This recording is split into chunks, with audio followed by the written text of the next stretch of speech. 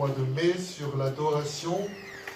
Et le titre de notre série, c'est « Dieu cherche l'adorateur avant l'adoration ». Dieu cherche l'adorateur avant l'adoration.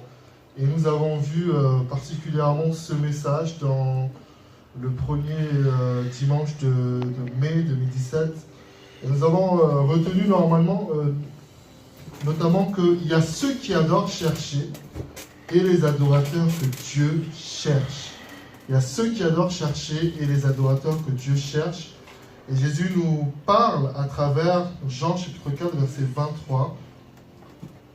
Mais l'heure vient, dit Jésus, et elle est déjà venue, où les vrais adorateurs adoreront le Père en esprit et en vérité, car ce sont là les adorateurs que le Père demande. Donc nous avons vu il y a quelque temps que Dieu cherche l'adorateur avant l'adoration. Dieu cherche l'adorateur avant l'adoration, parce que l'adoration, Dieu l'a à travers la nature, à travers les anges, à travers toute forme de créature que Dieu a faite. Ça amène l'adoration à Dieu. Donc Dieu ne cherche pas uniquement l'adoration venant de l'homme. Si l'homme n'adore pas, d'autres formes de créatures adorent Dieu. C'est pour ça que Jésus il fait dire que si vous vous taisez, les pierres crieront. Parce que toute forme de créature adore Dieu. Une fleur qui s'épanouit, une rose qui s'ouvre, c'est une adoration de Dieu. Parce que c'est Dieu qui l'a créé. Et vous savez, l'adoration, il faut comprendre que l'adoration est aussi liée à l'obéissance. Et en fait, quand nous obéissons à ce à quoi Dieu nous a destinés, nous sommes en train d'adorer. Alléluia. Nous sommes enseignés depuis le début de cette série que nous ne devons jamais limiter l'adoration et la louange au chant ou même aux prières. Peut-être qu'on vous a appris cela, et j'aimerais apporter une précision. On nous a appris que chanter, c'est prier deux fois. Peut-être que vous avez déjà entendu ça, que chanter, c'est prier deux fois. Ce n'est pas dans la Bible. Je ne sais pas qui l'a inventé, mais ce n'est pas dans la Bible. Parce que sinon, il n'y a plus beaucoup de gens qui vont prier, vont dire « Ah non, on chante, on a plus prié que toi déjà, parce qu'on a un stock de prières. » Donc, j'aimerais un peu corriger ça, que non, chanter, ce n'est pas prier deux fois. Encore une fois, l'adoration, la louange peut être sous diverses formes. Le chant, la musique, la danse, et tout ce que nous faisons pour honorer Dieu. Parce que c'est quoi l'adoration? Quand on adore quelqu'un, on adore une idole, on fait tout pour lui faire plaisir, n'est-ce pas? Si nous prenons l'exemple d'un fan, et nous allons rentrer dans ce message après, il va tout faire pour plaire à son idole, à qui il plaît, à qui il veut plaire, je veux dire. Et ce n'est pas forcément des chants et des louanges, uniquement.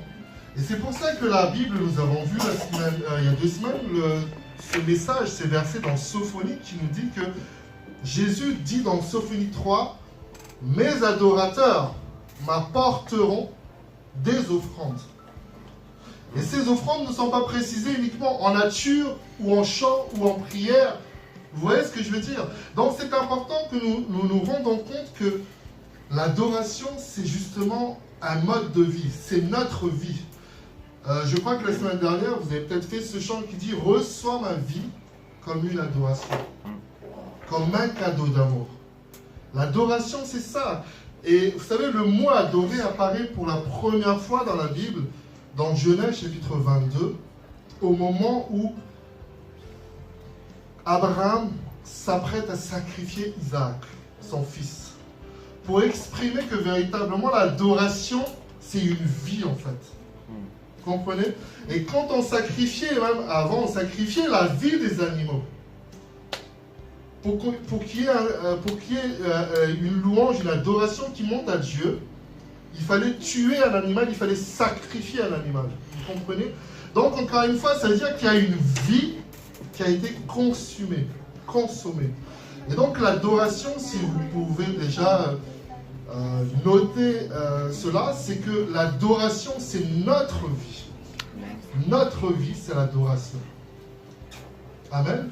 Et notre vie doit donc refléter cette adoration pour Dieu. Et c'est, je bénis vraiment le Seigneur pour le message que l'enseignant Lévy nous a adressé la semaine dernière sur ce thème, suis-je dans la foi? Et il a expliqué le message aussi dont j'ai un peu à cœur de partager aujourd'hui, c'est que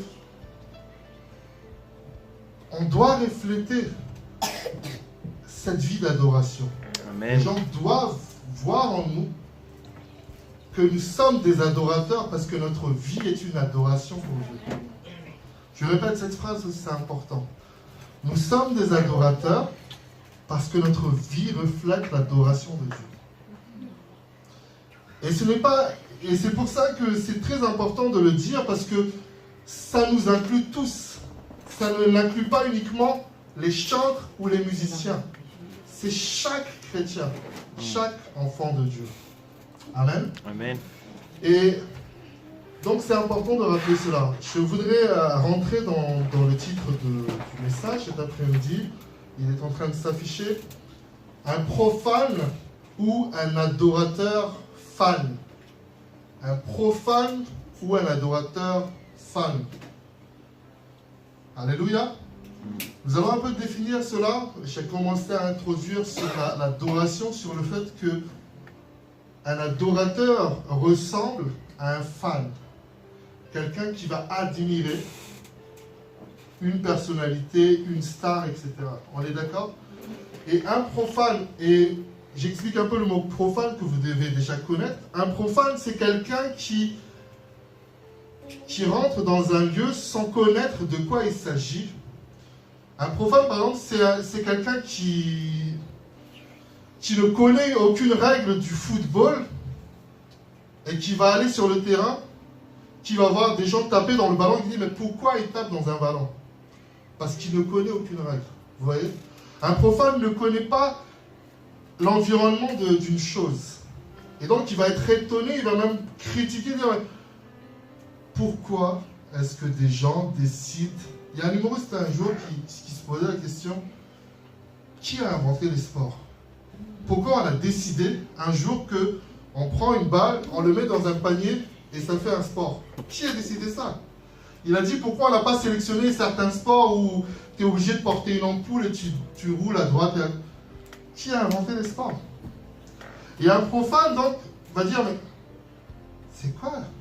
Et l'humoriste disait mais il critiquait vous savez ce qu'on appelle la musculation là quand on porte l'haltérophilie.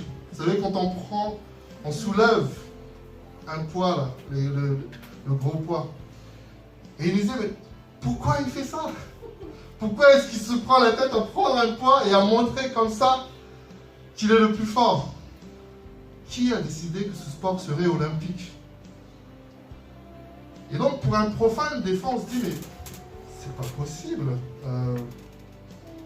Qu'est-ce qu'ils font dimanche après-midi à l'église, dans un endroit exigu, petit, alors que dehors il fait beau, il y a plein de choses à faire? Qu'est-ce qu'ils font? Qu'est-ce que cette personne fait tous les matins?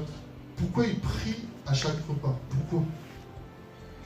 Un profane va se poser ce genre de questions. Et alors qu'un adorateur fan va comprendre les contours de ce que Dieu nous demande. Amen. Et nous lisons à l'instant trois versets de Jean chapitre 4. Nous allons lire versets 22, 23 et 24. Ça va s'afficher. Jean chapitre 4, versets 22, 23 et 24. J'attire d'abord votre attention sur le premier verset pour lequel Dieu m'a inspiré ce message. Jésus nous dit: vous adorez ce que vous ne connaissez pas.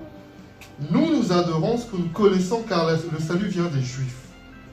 Verset 23, nous avons déjà beaucoup cité. Mais l'heure vient et elle est déjà venue où les vrais adorateurs adoreront le Père en esprit et en vérité, car ce sont là les adorateurs que le Père demande. Enfin, au verset 24, Dieu est esprit, il faut que ceux qui l'adorent en esprit et en vérité. Amen. Amen. Donc, profane ou un adorateur fan. Et donc, c'est en train de s'afficher que un profane ne comprend pas, un adorateur fan sait pourquoi et il est passionné. Il faut connaître le Dieu qu'on adore. Amen. Et c'est pour ça que Jésus dit à la femme samaritaine, moi je trouve que Jésus avec cette femme-là, il a été cash. On peut dire qu'il a même été au clash. Il a dit, vous, parce qu'il y avait une forme de rivalité entre les Juifs et les Samaritains. Et Jésus dit, vous adorez ce que vous ne connaissez pas. Nous, nous adorons ce que nous connaissons. Amen. Un profane ne va pas comprendre pourquoi tu intercèdes pour ta famille. Un profane ne va pas comprendre pourquoi tu chantes, tu écoutes des chants de louange, pourquoi tu viens dans des réunions de prière. Un profane ne peut pas comprendre ça. Et je fais la différence, et apprenons à faire la différence entre un chant sacré et un chant consacré. Les chants sacrés, c'est pour les profanes. Les gens disent, ah, c'est un chant religieux, waouh, d'accord, c'est un chant d'église. Ça, c'est pour les profanes. Ils ne comprennent pas que c'est un chant d'église. Mais nous, les chants ne sont pas sacrés, ils sont consacrés à Dieu. Ce n'est pas la même chose. Vous voyez? Ce n'est pas le même rapport. Alléluia. Et donc, un profane, et vous savez, particulièrement en France, mais un peu partout, la France est un beau pays d'art. Il y a les arts musicaux, les arts cinématographiques, la sculpture, la peinture. Et quand vous visitez notamment le musée du Louvre, vous avez toutes sortes de peintures. Il y a des peintures abstraites, des peintures figuratives, etc. Et puis, peut-être que, comme moi, vous êtes toujours... quand vous voyez certaines personnes qui regardent une peinture abstraite, où il y a un point et un trait, la personne est capable de rester là 3 heures. On s'est dit, mais quoi? Comment? Qu'est-ce qui se passe? Pourquoi regarder un point et un trait? Et vous savez, vous connaissez sans doute tous la Joconde, cette œuvre de Léonard de Vinci. Combien de livres ont été écrits sur la Joconde? À un moment donné, c'est un homme. En fait, non, c'est la sœur du peintre. On ne sait plus qui est la Joconde. On a dit tout ce qu'il y a à dire sur la Joconde sur une seule peinture. Et tout le monde est touché par la Joconde, à le sourire de la Joconde. On dirait que c'est une photographie, on dirait qu'elle nous sourit. Tout le monde devient dingue. La plupart des gens qui viennent, des gens traversent des pays pour venir à Paris parce que il n'y a qu'au Louvre qu'il y a la Joconde. Et avant là, on pouvait y accéder vraiment physiquement comme ça. Maintenant, il y avait tellement de monde qu'ils ont mis sous verre. Et tu ne peux plus toucher.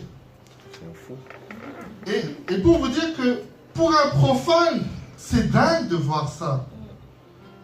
Quand on ne maîtrise pas la peinture, et il y a des experts qui vous disent que non, cette peinture-là, elle vaut 2,5 millions et non 100 000 euros. Et tu te dis, mais 2,5 millions 2,5 millions pour cette peinture, mais comment ça se fait? Mais une croûte comme ça, 2,5 millions, et tu deviens dingue. Parce que nous, on est profanes. On ne maîtrise pas la chose. Mais les connaisseurs savent, ils se disent, ça vaut 2,5 millions parce que il y a la façon dont il a dessiné les cubes sont perpendiculaires au rond et c'est verticalement opposé au paradoxe de la lumière et de l'ombre. Rien que ça, tu deviens fou en entendant la phrase. Parce que c'est pas ton domaine. Mais un adorateur, il sait que non, là, ça. Et c'est pour ça que Jésus nous invite à avoir cette passion, cette volonté de connaître Dieu. Il y a une différence, effectivement. Tout à l'heure, on nous disait qu'il fallait être reconnaissant. Et c'est vrai, parce que nous devons être animés d'un esprit de reconnaissance. Un adorateur fan reconnaît ce que Dieu fait. Vous voyez? Et c'est-à-dire que pour nous, en tant que chrétiens, en tant qu'enfants de Dieu, tout est grâce. Amen. Le fait que tu te lèves le matin, c'est une grâce. Le fait que tu entendes, c'est une grâce. Le fait que tu peux manger, c'est une grâce. Et c'est pour ça qu'on est constamment dans l'adoration. C'est-à-dire, au moment où tu mets ta cuillère dans ta bouche, tu dis « Ah Seigneur, merci parce que je peux manger. » Et des fois, quand nous manquons de reconnaissance, Dieu met des temps de disette. Dieu éloigne la fourchette ou la cuillère de ta bouche à un certain temps et tu dis « Ah Seigneur, j'ai faim. Où est-ce que tu es ?» Pour que nous apprenions à être reconnaissants. Amen. Et donc, quand tu es un adorateur fan, tu es passionné. Ceux qui aiment le foot savent que ceux qui ont marqué les 3 buts en finale de championnat du monde 98, France-Brésil, c'est 2 buts pour Zidane, 1 but pour Emmanuel Petit. Et s'ils sont vraiment super fans, ils savent dire que non, c'était à la 30e minute le premier corner de Zidane, à la 45e, juste avant la mi-temps, le 2e but de Zidane, et au 78e, le but d'Emmanuel Petit. Et ça, j'invente, hein. Je ne sais pas si c'est des bonnes limites. Ne me prenez pas pour un passionné à ce point-là. Mais ce que je veux vous dire, c'est qu'ils connaissent. Et nous, à chaque fois, on est parfois pris au piège, parce qu'on nous dit où se trouve Éphésiens. C'est avant ou après Apocalypse? Et là, on se dit, est-ce que c'est avant Apocalypse? Est-ce que c'est avant Apocalypse? Je ne suis pas très sûr. Attendez, laissez-moi un peu de temps pour regarder. Des fois, on se pose la question. Alors que Dieu veut amener cette passion en nous. Parce que, vous savez, cette Bible de la Genèse jusqu'à l'Apocalypse, elle nous parle de l'amour de Dieu. Elle nous parle de ce que Dieu veut faire au milieu de nous. Alléluia. Et j'aimerais continuer et avancer dans ce que Dieu a mis à cœur de vous partager cet après-midi, dans l'esprit d'adoration. Nous avons vu que au verset 24, Dieu nous dit « Dieu est esprit », Jean 4, 24, « Dieu est esprit, et il faut que ceux qui l'adorent en esprit et en vérité. » En fait, nous avons parlé tout à l'heure des formes de louange et d'adoration, que ce soit à travers la musique, la danse, toute forme d'expression. Et donc, quand tu danses, c'est ton corps qui bouge, n'est-ce pas? Quand tu chantes, c'est tes lèvres, c'est ta voix, c'est le corps. Et quand tu vois quelqu'un chanter de tout son cœur, c'est son âme. Mais en réalité, ceux qui adorent et louent, mais ce que Dieu cherche, c'est l'esprit de l'adorateur. Parce qu'on ne peut pas adorer Dieu en esprit, en vérité, si on fonctionne simplement avec le corps et l'âme. Parce qu'il y a des gens qui chantent très bien, qui dansent très bien, mais si leur esprit n'est pas connecté à Dieu, ce n'est pas une adoration qui touche Dieu. Parce que Dieu veut une adoration en esprit et en vérité. C'est pour ça qu'il y a des gens, il y a très bien des gens qui chantent très très bien, qui peuvent faire beaucoup de... qui peuvent mettre même le nom de Dieu dans le chant, hein. Mais ça ne touche pas Dieu, ça ne bouge pas Dieu parce que ce n'est pas connecté avec son esprit. J'aimerais vous enseigner ça cet après-midi. C'est notre esprit qui est connecté avec Dieu. Parce que la nouvelle naissance, ce n'est pas la nouvelle naissance de ton corps ni de ton âme, mais c'est d'abord la nouvelle naissance de ton esprit. Ton esprit devient vivant aux choses de Dieu. Amen. Vous comprenez? Et la sœur disait tout à l'heure, j'étais fatigué quand je suis venu, et quand j'ai commencé à louer Dieu, je me suis mieux senti. Pourquoi? Parce que l'esprit de Dieu a touché son esprit dans la présence de Dieu. Et l'esprit a touché l'âme et le corps. Alléluia. Et c'est important que nous comprenions bien cela, que ce qui intéresse Dieu, c'est notre esprit connecté à lui. Nous allons continuer, il y a un verset qui va s'afficher dans 2 Corinthiens chapitre 3 verset 17. Par l'esprit, part de l'esprit de Dieu. J'ai aimé quand la sœur disait que chacun puisse avoir sa part aujourd'hui, et c'est ce que Dieu veut nous donner. Et la Bible dit, nous avons lu tout à l'heure dans Jean chapitre 4 verset 24, que Dieu est esprit et ceux qui l'adorent doivent l'adorer en esprit et en vérité. Et là c'est la même chose que la Bible nous dit.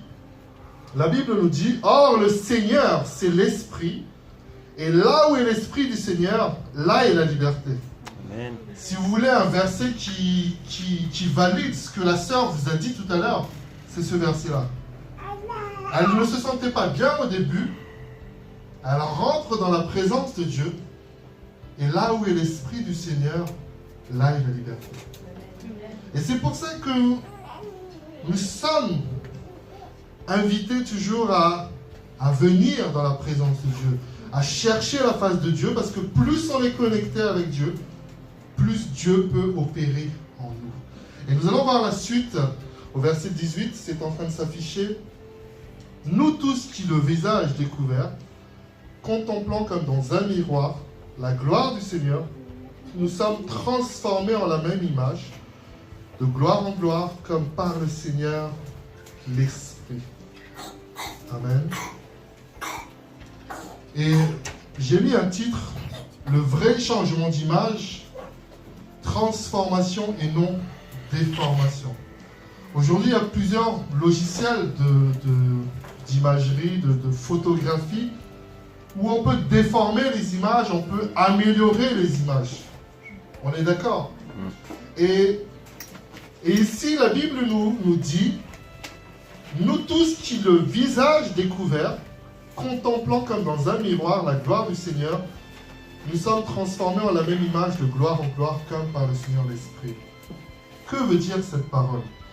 Cette parole veut dire, quand on contemple quelqu'un, il y a un chant que nous aimons bien qui dit, quand je contemple ta gloire. Quand on contemple quelqu'un, c'est-à-dire on est là, on regarde. Ah, il est beau.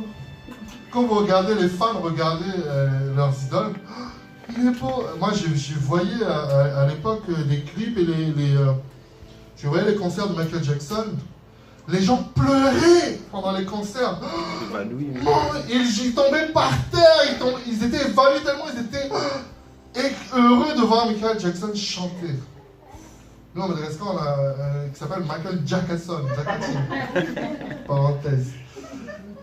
Mais les gens, quand tu contemples quelqu'un, tu regardes la personne. Oh, regarde ce qu'il met, regarde. Et c'est pour ça que la publicité marche avec les stars. Parce que les gens regardent les stars de la tête aux pieds. Tu dis, regarde ses boucles d'oreilles, je veux ça. Regarde son nez, il y a un piercing là. Les gens dévisagent la personne de bas en haut. Kim Kardashian, pour ceux qui la connaissent, elle est riche parce que les gens la dévisagent. Regarde ses pieds, le 3e orteil, il y a un bijou. Quand tu contemples quelqu'un, tu prends du temps, tu regardes, n'est-ce pas? Tu prends le temps. Et c'est ce que Dieu nous dit ici, que quand nous prenons le... Et quand tu regardes, prenons l'exemple d'une star, je ne sais pas, n'importe laquelle, quand tu regardes une star, tu la contemples comme ça, elle ne va rien te faire, hein. Elle ne va rien te dire. Hein. Contempler Kim Kardashian sur Internet, elle ne va rien vous faire. Rien du tout. Rien. Peut-être même vous frappez, parce qu'aujourd'hui, il y a des stars qui frappent les femmes, ils en ont marre. Je lisais ça sur un artiste, là, Justin Bieber. Il voit ses femmes dehors, il les frappe, il dit dégage. Les pauvres femmes. Fans, pardon. Mais la Bible dit que quand on contemple Dieu, on le regarde. Et la Bible dit, c'est très important, chers frères et sœurs. La Bible dit, le visage découvert. On ne met pas de voile quand on vient à Dieu. Quand tu viens à Dieu et tu vois, tu dis, ah, Seigneur. Et c'est pour ça que les gens, ils ont peur d'aller vers Dieu. Ils se disent, ah, Seigneur, si tu vois mes fautes et tout ça. Non, Jésus a dit, jette tout à la croix. Venez à moi, vous qui êtes chargés, fatigués, je vous donnerai du repos.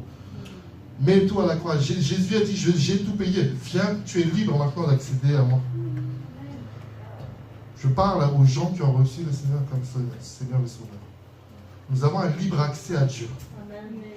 Et quand tu viens à Dieu, c'est pas la peine de te cacher. Vous savez, le problème du péché, c'est revenez à Adam et Ève. Qu'est-ce qui s'est passé? Adam dit, où étais-tu? Et Adam dit, je me suis caché car j'ai péché contre toi, mais car je suis nu. Parce que la nudité, c'est justement, tu es découvert, quoi. Mais Dieu nous dit, ayant le visage découvert. Et quand nous contemplons Dieu, Dieu nous améliore. C'est comme si tu mets, je ne sais pas quel exemple vous dire pour faire un peu simple, c'est comme si Dieu envoie des rayons. C'est comme les rayons du soleil. Tu vas bronzer, mais là tu ne bronzes pas dans la présence de Dieu. Tu vas avoir des rayons qui vont te remplir de joie, d'amour, de sagesse, d'intelligence. Et la sœur tout à l'heure parlait de gloire en gloire, de gloire. J'ai dit, mais elle a lu le message ou pas? Parce qu'elle a beaucoup prêché ce que j'ai déjà préparé. Et c'est pour ça la Bible nous dit qu'on est transformé en la même image de gloire en gloire. On revient à la Genèse. Que dit la Bible? La Bible nous dit que nous sommes créés à l'image de Dieu. Mais le problème, c'est que le péché nous a déformés. C'est pour ça que quand tu vas, des gens te disent, ah, ça, t'es à l'image de Dieu, toi? Je suis inquiet. Quand les gens me voient, que mon frère me dit, non, toi, t'es pas à l'image de Dieu, c'est pas normal. C'est parce que c'est le péché qui a produit ça. Et quand nous revenons à Dieu, Dieu nous ramène à l'origine et nous rend original, c'est-à-dire lui ressemblant. Et plus nous regardons Dieu, plus nous sommes dans cette adoration, notre vie est dans cette adoration pour Dieu, plus les gens vont comprendre et voir que, ah, elle est à l'image de Dieu. Il est à l'image de Dieu. Et c'est pour ça que les gens se trompent parfois à prendre des considérations uniquement vestimentaires. De dire, si je mets une longue robe, je ressemble à Dieu, et c'est ça les vrais chrétiens. Non, c'est pas ça. Tu peux mettre même le plus gros piercing sur ton nez. Si ton esprit est connecté avec Dieu, tu as le droit. C'est ça qui compte avec Dieu, c'est le cœur sincère, en esprit, en vérité. Amen. Si vous voulez mettre un gros piercing sur votre nez, allez-y. C'est entre vous et Dieu. Mais quand vous regardez, donc contempler le Seigneur dans sa présence, ça veut dire quoi contempler le Seigneur dans sa présence? Ça veut dire prendre du temps dans la prière, prendre du temps dans la louange et dans l'adoration, prendre du temps à lire la parole de Dieu. Et la Bible nous dit que c'est comme dans un miroir. La Bible nous dit dans Jacques que nous contemplons la parole de Dieu comme un miroir. Amen. Et la parole de Dieu va te dire, waouh, il faut changer ça, il faut changer ça. Amen. Et Dieu nous aide par le Seigneur, l'Esprit. Parce que si on devait toucher, parce que la Bible nous dit à travers, il y a un verset dans l'Ancien Testament qui nous dit que le léopard ne peut pas enlever les taches de sa peau. C'est-à-dire que quand tu vois ton image et tu dis non Seigneur, il faut que je change, il faut que j'enlève mes taches, tu ne peux pas le faire tout seul. C'est pas ton œuvre. C'est l'œuvre de Jésus à la croix. C'est pour ça que les premières images que vous voyez tout à l'heure pour le titre, c'est un homme qui contemple, qui lève les mains à côté de la croix. Profane ou adorateur fan, vous avez l'image. Amen. Donc le vrai changement d'image, transformation et non déformation. Nous subissons beaucoup de déformations à travers ce que nous entendons, ce que nous écoutons. Alléluia. Pour terminer, j'aimerais continuer sur ce thème, sur l'esprit, parce que Dieu est esprit. Influence de l'esprit de Dieu, l'influence de mon esprit. 1 Thessaloniciens 5, verset 23 nous dit que le Dieu de paix vous sanctifie lui-même tout entier et que tout votre être, l'esprit, l'âme et le corps, soit conservé, irrépréhensible lors de l'avènement de notre Seigneur Jésus-Christ. Et là, vous voyez trois images qui nous représentent l'esprit, l'âme et le corps. Et je nous pose la question, qui Qui, quoi, qu'est-ce qui m'influence? Nous sommes tous sous influence, chers frères et sœurs. Nous sommes tous influencés. Le frère qui me regarde, il est influencé par plein de choses. Il est influencé par sa femme, il est influencé par son origine, il est influencé par son histoire, il est influencé par ce qu'il a appris. Tu es influencé par ce que tu vois. Tu es influencé par ce que tu écoutes. Amen. Et donc la question de l'influence est très importante. Il faut bien se poser la question, qui m'influence? Quoi m'influence? Alléluia. Très très important. Et nous lisons quelques versets dans Galates chapitre 5.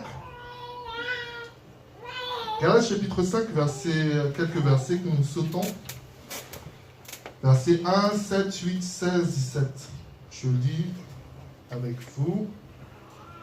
La Bible nous dit, c'est pour la liberté que Christ nous a affranchis. Au verset 7 et 8. Là, c'est très intéressant pour les coureurs, ou pas. La Bible dit, vous courez bien. Qui vous a arrêté? Cette influence ne vient pas de celui qui vous appelle. Je m'arrête là un instant. Je parle à moi-même et à nous tous. Quand nous prenons des résolutions, prends des résolutions, on commence quelque chose et parfois on s'arrête très vite ou on s'arrête à un moment donné. Alors que cette résolution venait de Dieu. Moi, je n'aime pas trop courir, mais il y en a qui aiment courir. Mais la Bible nous dit, donne cette image, vous courez bien.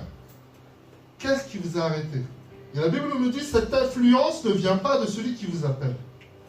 Au verset 16 et 17, la Bible nous dit, marchez selon l'esprit et vous n'accomplirez pas les désirs de la chair. Verset 17, c'est un verset très délicat, chers frères et sœurs. J'attire votre attention pour que vous puissiez bien comprendre à nouveau ou découvrir comment Dieu nous a programmés. La Bible nous dit au verset 17 de Galates chapitre 5, « Car la chair a des désirs contraires à ceux de l'esprit, et l'esprit en a de contraires à ceux de la chair. Ils sont opposés entre eux afin que vous ne fassiez point ce que vous voudrez. » Les personnes qui disent qu'ils font ce qu'ils veulent mentent ou ignorent la vérité. On ne fait jamais ce qu'on veut parce qu'on est toujours sous influence. Pour ceux qui ont appris un peu le commerce, le marketing, on nous a enseigné que l'objectif des commerciaux, l'objectif des grandes surfaces, il y a un frère qui travaille dans une grande surface, l'objectif des distributeurs, c'est que quand tu rentres dans le magasin, il y a ce qu'on appelle les têtes de gondole. Devant toi, il y a la promotion du mois, de l'année, de la semaine. Et on te les met bien en grand pour que tu achètes. Parce que c'est la promo du siècle. 100 paquets de couches pour 3 €, c'est la promo du siècle. Mais ça n'existe pas. Des couches nulles. Mais l'objectif des magasins, c'est de nous influencer de cette façon. Et on a même étudié des odeurs. Quand vous allez près des boulangeries, il y a certaines odeurs qui sont différentes du rayon boisson ou du rayon toilettage, etc. Parce qu'on dit il y a l'odeur qui compte. Il y a les lumières qui comptent. Quand tu es dans les rayons des vins, c'est pas la même lumière, il y a une sorte... Ils te mettent un peu dans l'ambiance terroir et tout ça, on met un peu des cages. Il y a une ambiance pour t'influencer. Quand vous allez dans les magasins pour femmes et pour filles, c'est pas la même musique que quand tu vas dans un autre magasin pour hommes. C'est pas la même musique. C'est pas la même. Pour t'influencer, n'est-ce pas? Et donc, on est toujours sous influence, donc nous devons faire attention. Seigneur, que ce soit toi qui m'influence. Aide-moi à maîtriser les influences et que je tienne ferme. Je voulais imaginer un peu les versets 16 et 17 de Galates chapitre 5 et on va afficher cette image. l'âme, l'esprit et le corps. Et vous voyez cette image? J'espère que vous voyez quand même assez bien. Il y a l'esprit qui est au centre, qui est tout petit, et il y a l'âme et le corps qui sont grands. Et ils mettent plein de flèches vers l'esprit. C'est un homme c'est une personne qui va être sous l'influence de son corps et de son âme, et l'esprit va se battre. Vous comprenez? Et donc, son corps lui dit, je suis fatigué, je ne veux pas aller à l'église. Et son corps envoie des flèches. Je suis fatigué, j'ai mal aux pieds. J'ai un début de mal aux dents. J'ai un début de mal à la tête. Et l'esprit lutte s'il n'est pas connecté avec Dieu. L'esprit dit, ok. L'âme, par exemple, c'est, non, j'ai pas envie d'aller à l'église parce que j'aime pas un tel. J'ai pas envie de voir mon âme, j'ai pas envie de voir l'autre. C'est le pasteur qui est de retour aujourd'hui, j'ai pas envie de le voir. Ça, c'est l'âme qui dit à l'esprit. Et une personne peut être embrigadée comme ça par son âme et son corps, et l'esprit s'affaiblit. Et ça, ce n'est pas la volonté de Dieu. Parce que la Bible nous dit tout à l'heure dans Galates chapitre 5 que les désirs de l'esprit et de la chair sont contraires. Et donc, l'âme, c'est donc nos désirs, nos envies. Si notre âme nous dit toujours, ah, j'ai envie d'acheter le dernier téléphone, il me faut ces bottes. Quand tu te dis, non, il me faut ces bottes, il y a un problème. Là, c'est l'âme qui apparaît. Il me faut ce sac, alors que tu n'as pas l'argent pour, c'est l'âme qui apparaît. Vous voyez? Et si l'esprit ne réagit pas bien, on va s'endetter pour acheter le sac. Amen, vous comprenez ce que je veux dire? Nous parlons de l'adoration et des influences, parce que Dieu nous dit que nous devons adorer Dieu en esprit, en vérité. Donc notre esprit doit être connecté à Dieu, afin que ce soit notre esprit qui nous commande, et non notre âme et notre corps. C'est vrai que des fois, le corps a des besoins, il est fatigué, il faut dormir. On accepte ce que le corps demande et on dort. Amen. Vous voyez, même certaines personnes qui ne connaissent pas Jésus en tant que Seigneur et Sauveur savent que, en méditant, ils peuvent passer outre la douleur. Comment font les gens qui font des arts martiaux? Vous les frappez, ils n'ont pas mal. Parce que leur esprit commande à leur cœur de dire non, tu n'as pas mal. Parce que l'esprit est fort. Vous voyez ce que je veux dire? Quelqu'un qui boit de l'alcool et qui est sous, tu le frappes, il n'a pas si mal que ça. Parce qu'il y a une influence extérieure qui est rentrée. Et c'est ça que je veux vous dire cet après-midi, c'est que Dieu nous a fait esprit, âme et corps. Et Dieu nous demande de bien coordonner ces trois aspects de notre vie. C'est pour ça que, si on peut revenir un instant sur le verset, 1 Thessaloniciens 5, verset 23, on va réafficher ça. C'est pour ça que la Bible dit que le Dieu de paix vous sanctifie lui-même tout entier et que tout votre être, l'esprit, l'âme et le corps soient conservés irrépréhensibles. Que le Dieu de paix, si les trois aspects de notre vie, corps, âme et esprit, ne sont pas en harmonie, on n'est pas en paix en fait. Vous comprenez? Et c'est pour ça que nous pouvons être victimes de mauvaises habitudes, de mauvaises attitudes, parce que on est déséquilibré sur l'esprit, l'âme et le corps. Et un exemple de ce que l'âme peut faire, je crois que l'enseignant Lévi avait cité cet exemple la semaine dernière. Il avait dit que tu es confronté à quelque chose qui t'énerve. L'âme va dire, énerve-toi, dis des gros mots, insulte-le, va le voir, dis-lui que c'est pas bon. Ça, c'est l'âme qui apparaît. Et si l'esprit ne dit pas, non, je suis chrétien, je dois me calmer, je suis enfant de Dieu, je dois me calmer, l'âme va dépasser. Et la personne va passer à l'action. Je vais lui dire ces 4 vérités. J'arrête ma voiture, je sors de ma voiture, je vais taper cette personne qui m'a klaxonné de travail. Parce que l'âme a dépassé l'esprit. Il y a des personnes qui ont arrêté des relations et je parle, par exemple, je prends une personne s'est mariée, la personne a eu des relations passées avec d'autres personnes. Ces relations s'arrêtent au moment où la personne se marie. Mais si l'âme n'est pas bien disposée, l'âme va dire non mais moi j'aime encore les 3 autres femmes que j'avais avant.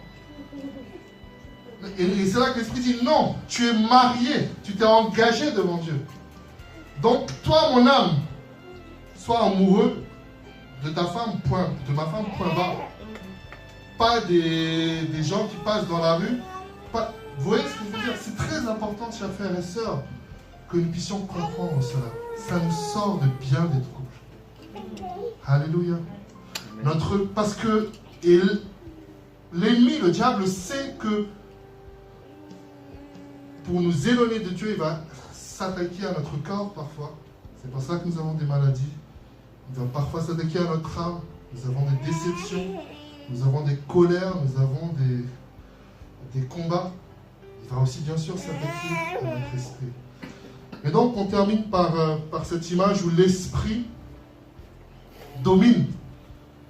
Le donneur d'ordre doit être l'esprit.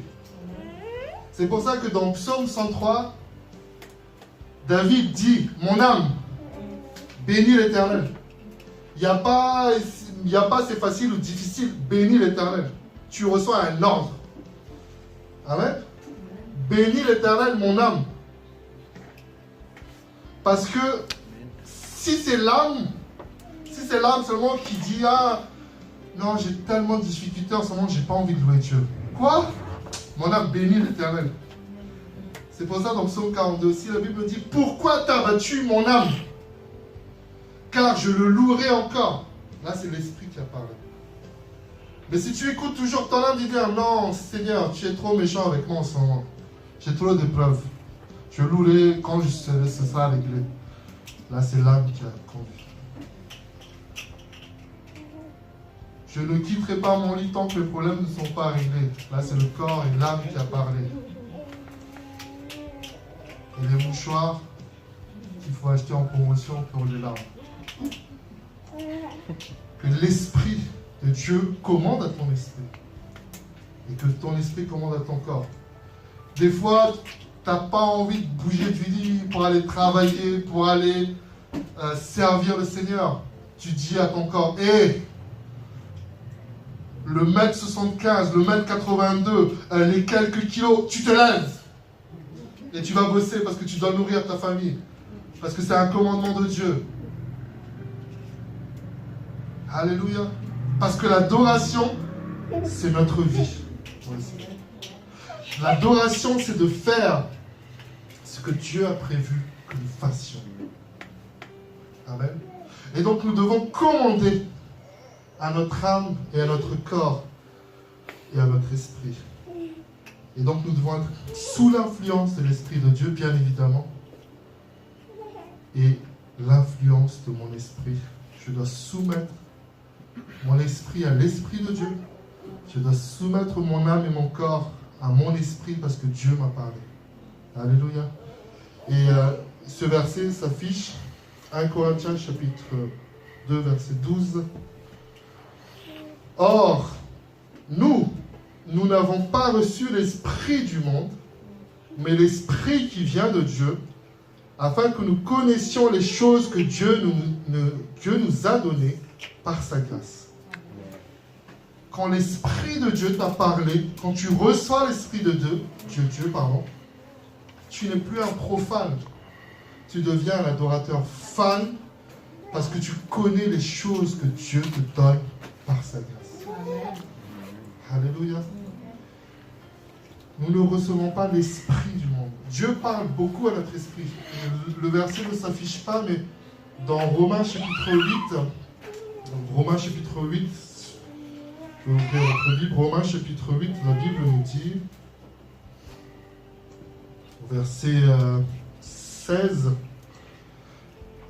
Romains chapitre 8 au verset 16 et 17. La Bible dit dans Romains chapitre 8 au verset 16, l'Esprit lui-même rend témoignage à notre esprit que nous sommes enfants de Dieu. Or, si nous sommes enfants, nous sommes aussi héritiers de Dieu et co-héritiers de Christ, si toutefois nous souffrons avec lui afin d'être glorifiés avec lui. Donc la Bible dit bien ici que l'Esprit lui-même rend témoignage à notre esprit. Dieu va parler à notre esprit. Il ne va pas parler à notre corps, sinon c'est très difficile. C'est pour ça qu'il y a beaucoup de gens qui mélangent un peu les choses et je pense que ça peut arriver que Dieu nous parle par notre corps. Mais c'est d'abord par notre esprit. Et puis des gens ne supportent pas, ils commencent à bouger, trembler, ça passe par le corps, mais normalement c'est l'esprit que Dieu touche. Quand c'est la manifestation du corps, il faut être prudent. Il faut être prudent. Mais donc Dieu rend témoignage à notre esprit que nous sommes enfants de Dieu, et c'est là que nous comprenons que, ok, je suis co-héritier. D'accord. Mais vous voyez, si c'est juste l'âme ou le corps, si je dis à ton corps, tu es co-héritier, ça change rien pour toi. Je suis co-héritier avant, j'ai gagné de l'auto avant. Non, ça change rien. Mais c'est quand l'Esprit de Dieu t'a parlé, tu dis, ah c'est vrai. Et là, il y a une paix qui te remplit. Parce que l'objectif, c'est de recevoir la paix de Dieu. Reconnaître les grâces que Dieu nous a faites. Selon ce qui est marqué ici.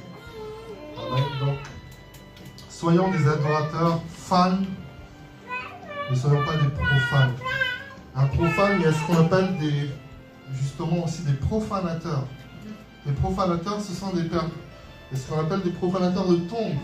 Il y a des gens qui vont aller dans les tombes, ils vont profaner les tombes. Ils vont détruire des tombes sans comprendre que ce sont des éléments à ne pas toucher. Soyons des adorateurs fans. Nous adorons ceux que nous connaissons. Et c'est en connaissant Dieu, ce qu'il a fait pour toi, que tu deviens un adorateur fan. C'est-à-dire que, comme le disait le frère Lévi la semaine dernière, tu as vécu des expériences avec lui et tu reconnais que Dieu est Dieu. J'ai été touché par son témoignage. J'espère que pendant que je prêche, des gens sont guéris maintenant. Amen. Amen. Mais des fois, on ne sait pas comment Dieu agit. Et quand nous laissons le Seigneur nous parler, quand nous connectons notre esprit au Seigneur, vous allez être étonnés de comment Dieu vous parle. Je termine par rapport au service pour le Seigneur.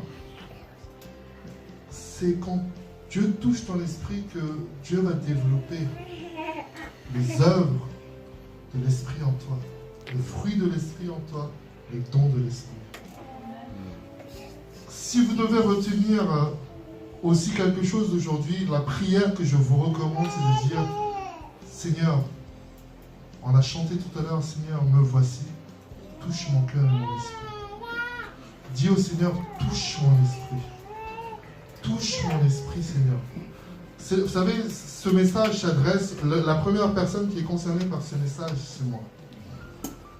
Parce que je cherche à comprendre des choses. Je dis, Seigneur, j'arrive pas à sortir de telle ou telle chose. Comment est-ce que je dois faire? Et le Seigneur m'a parlé de ce message. Laisse-moi toucher ton esprit. Parce que tout commence par là. Laisse-moi t'influencer. Je vous enseigne souvent ce psaume 32, verset 8. Je te conseillerai, j'aurai le regard sur toi. Je te montrerai la voie à suivre. Mais en fait, si on n'est pas influencé par Dieu, on ne peut pas s'en sortir. Parce qu'il y a trop d'influence dans le monde. Et le monde nous influence de toutes les forces. Nous avons vu, nous voyons dans des périodes d'élection que on nous influence. Si tu vois dans un journal qu'un tel est le plus beau, tous les journaux disent qu'il est le plus beau, tu vas dire, oui, il est le plus beau. On m'a dit. Je ne sais pas si c'est vrai, mais on m'a dit, donc ça doit être vrai. Combien de gens me disent, je ne sais pas, mais on m'a dit que, donc, ça doit être ça. Mais des fois, c'est complètement faux. Donc nous devons demander au Saint-Esprit, Seigneur, touche mon esprit. Touche mon esprit. On va clôturer par la prière.